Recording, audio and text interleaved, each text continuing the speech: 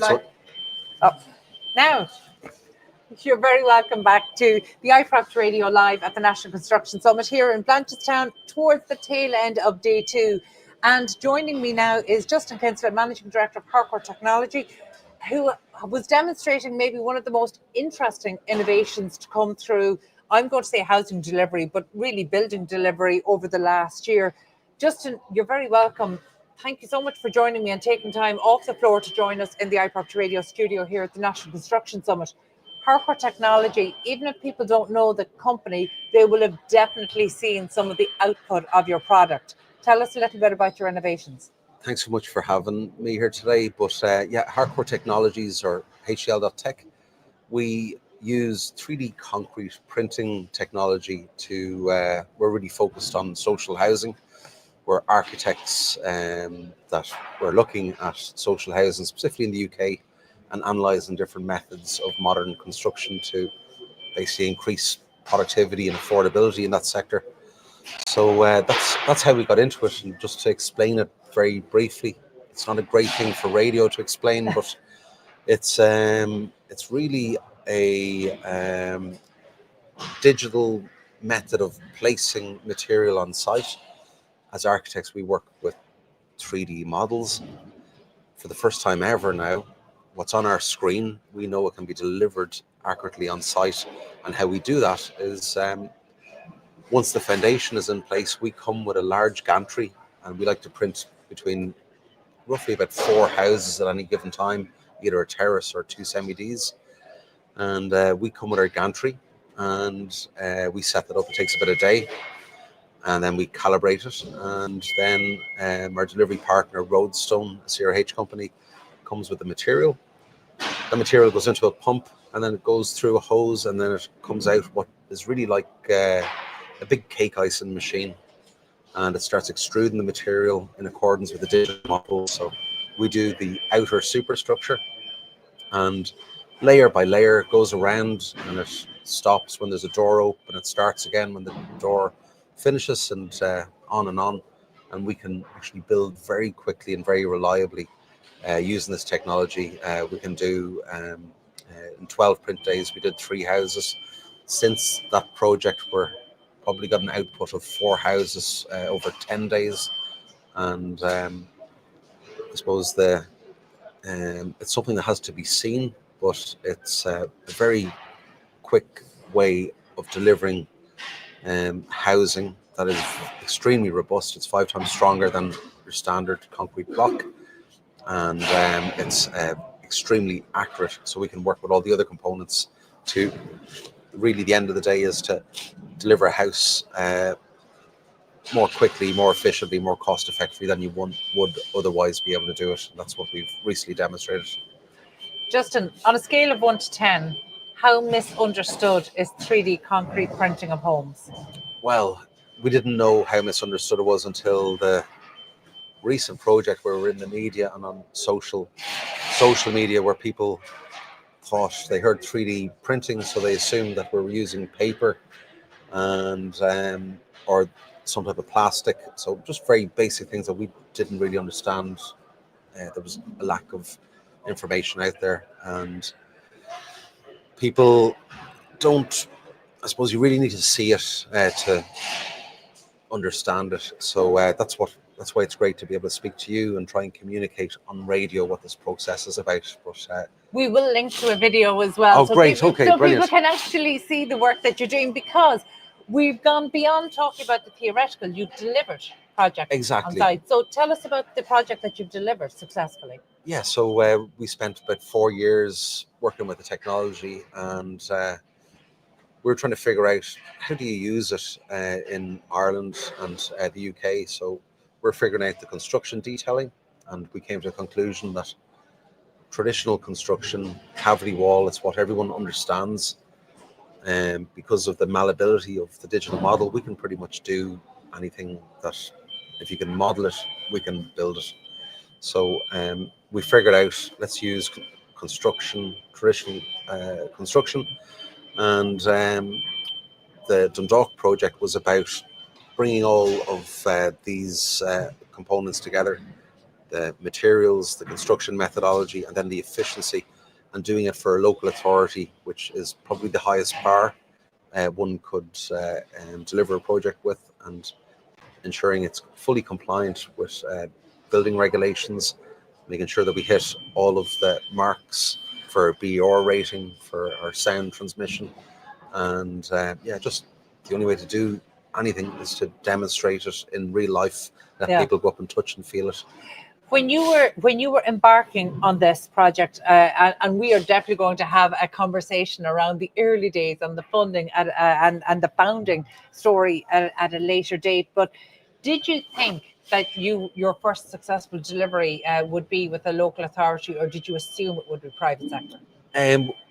The first project we actually had scheduled to do was in the UK. It was with a non-profit organisation, Building for Humanity, and it was 60 homes for army veterans, and that was a great story as well. A lot of the army veterans are actually going to be trained up in the technology, so it was a beautiful project. Unfortunately, funding for the project, we spent probably about 6-7 months over there prepping, but funding, they couldn't achieve it at the time. I believe they've made some good advances, and maybe something we revisit. So it was really in the UK initially, and then we came back. We have an R&D facility in Drogheda, County Louth, and by working with LMETB, Louth Meath Education Training Board, we're introduced to Louth County Council. They saw what we were doing. They're a very progressive local authority, and they understood. They brought their building control. They understood how it worked, and they said, let's give it a lash, as you do. And before we knew it, we were on site. Well, I have to say, I've never heard of a local authority being so flexible or saying, let's give it a lash. In fact, de-risking to the extent that a local authority is able to deliver. So actually, they must be an exceptionally progressive local authority. Well, did you have a champion within there? Yeah, I think so. The CEO at the time, very intelligent lady, but she didn't assume anything. There was a lot of due diligence done before the final agreement, so we were able to demonstrate its compliance, and it was the size of project. We were going to do 4 houses initially. That it was a good pilot scheme to begin with, but we worked very hard. Like, we'd been doing R&D and actually building these houses at our R&D facility way in advance, so we were able to. They didn't have to trust 3D renderings or projections or Excels. We were able to demonstrate in real life how this worked. And again, it's a very traditional construction methodology. Once you get your mind over how the material has been deposited, you understand it, and then any main contractor, anybody engaged in construction, inherently, once it takes a little bit of time, they understand it. That's a really interesting way to articulate it. I hadn't thought about it like that, but it makes absolute sense. For you as the driver of this at such an early stage, but now you've come through to successfully delivering a project, how has that changed the conversation you're going out there, as opposed to trying to sell the idea or the vision and the technology that required a massive amount of trust? Because it does seem so new, despite you saying it is really just a different way to get the same products on site. How has the conversation changed for you and your team going out now, having successfully delivered this project? Yep. Well, we always had lots of interest, but it would always boil back to come back to us when you have something delivered. So that conversation always ended like that. So that was our main focus, and now we're at a stage where it's fully compliant. We have our CCC from the Louth Building Control, and we've met all of our standards. So now we're in a great position that we're currently actively looking and working with scale-up delivery partners.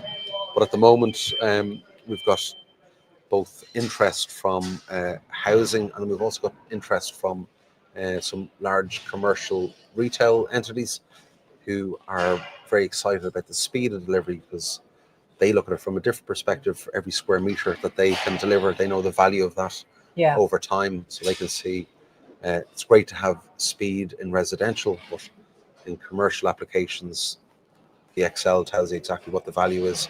So now we're selecting the right scale-up project, and that's going to bring it to another level, and it can show a lot more efficiency. Yeah. We're able to deliver the houses in Dundalk 35% faster overall, which is the main, I suppose, matrix. But at a larger scale, we should be able to improve that even further. Fantastic. So what can we expect to see? Because that's so exciting. Have you mapped out your pipeline of innovation and delivery? Like, what can we expect to see from the Hardcore Technologies team over the next 2 to 3 years? Is that too far ahead when you're looking at something so innovative?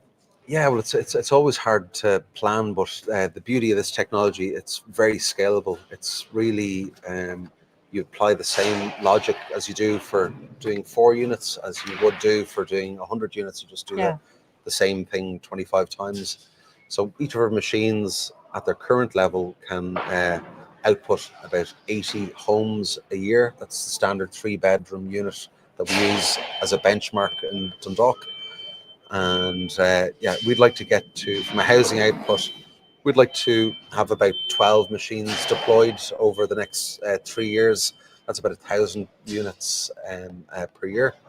Then we also see the commercial aspect. I see us working in I suppose, in parallel, developing uses for retail, which hopefully in the near future we can show some of the innovations that we're developing for that, and hopefully be able to demonstrate it with a retail pilot project. I suppose my final question is, I was not aware that you had actually come to this from an architecture background.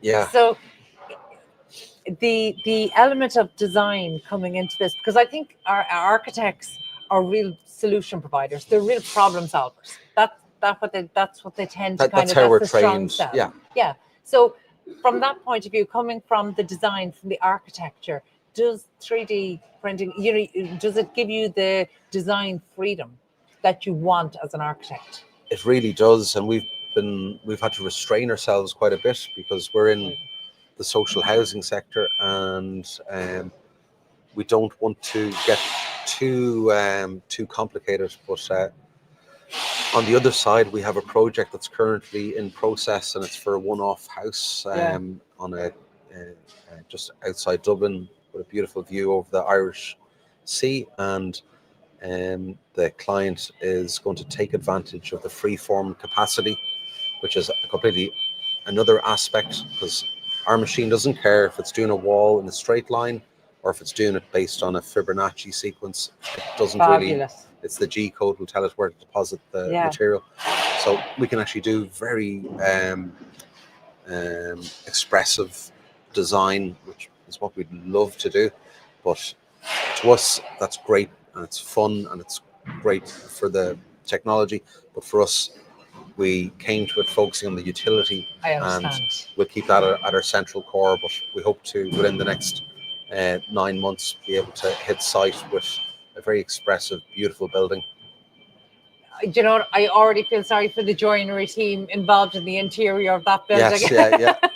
But no, that's fantastic. Listen, thank you so much. It's great to get an insight into it. And again, I think you and I will definitely sit down at a later date. I'd love to. And maybe dig a little deeper into the founder journey, because I know there'll be construction tech and prop tech founders listening in when they hear you say about the local authority, and they say, yeah, let's give it a lash. We're going to break that down, because I know it didn't happen quite like that. It didn't happen quite like that. So we will break that down another day. I'd love to share that with you. Yeah. Today, here from the National Construction Summit, I'm conscious that the deconstructing is happening around us as we speak. Justin Kinsella, Managing Director of Hardcore Technologies. Thank you so much for joining me today, and well done on the exhibition today. Thank you.